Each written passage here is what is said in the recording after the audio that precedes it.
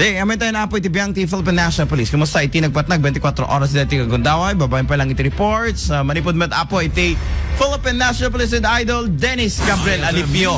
IFM News. IFM News. Police Report. Idol Dennis, good morning. Please come in.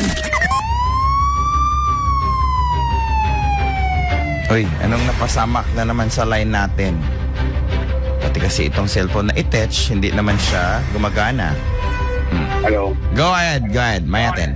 Yes, Idol Bernard, sumangot at sukot akaso, ti Matalaki, kalpasan, iti panagsasao, yan panang bastos na, kada iti police officer, Ala? iti Karsi, Ilocos sa Norte. Sigon, iti PNP, manarimaan, iti panagpatrolya. Dahil yung banong iti polisya, iti Barangay Road, nasawag iti Barangay Barbaqueso, Karasi, Ilocos Norte, gapo ka daw iti magkita, nga agmamanahang kami Norte, dahil nakakurong-kurong.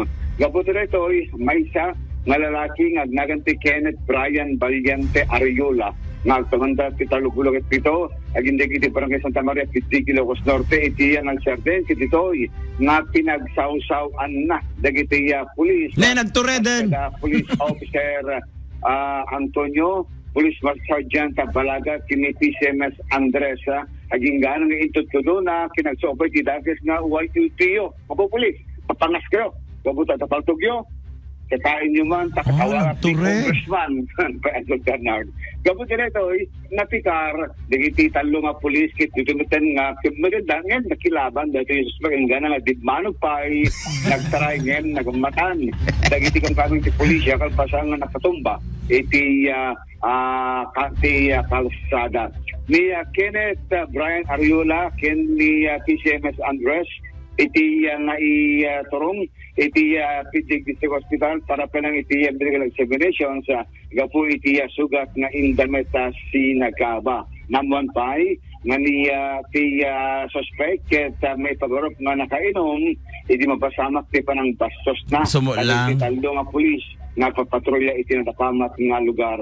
Gabut reto kaso nga resistance and disobedience to a person in authority in the violation of the 603, the Child and Youth Welfare Code of the Philippines, na naipila kontra ken Juan Idol Bernarda. Kuna ti PNP, inarang galang ti anunganda, naman patong pan iti panang sita, kaya kita minod mga nakawan ti lisensyana ken na may parit, kapot ang minod dito, yung sumeten iti yaksan na kientra, dahil suspect na nakinom, aging gana nga intod-tudo na, pinasasawan na pa, dahil talong ang police officer, manipod, iti, Karasi, Ilocos Norte, ita, pasot ang sangun na, dahil ito'y naipila kontra kikuha na tadwa, iti kaso naipila kontra, kiniya Kenneth Valiente Ariola. Paglanganan ta, ada maximum tolerance, digiti pulis ta. Di kami Idol Des, digiti karitim ti kasoy ka ta, paggugusto, digiti pulis ata, naganan,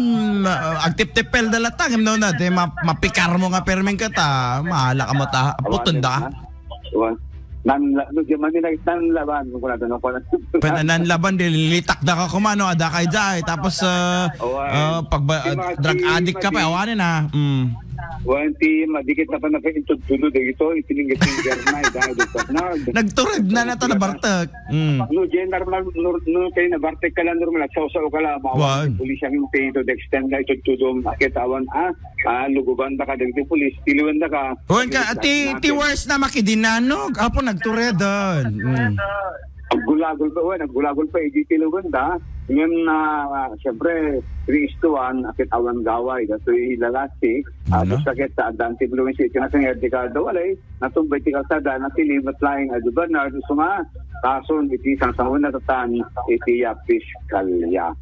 So, nito Idol Lawrence Timidano, dati update, dati doktaran na mabangkay, nga may palurok, nga natay kapag panakuryente, iti ilitidpan na Ilocos Norte. Ito pa lang, iti nasa report, manipot iti PNP, Idol, Dennis Alipio, Tatak, Armen.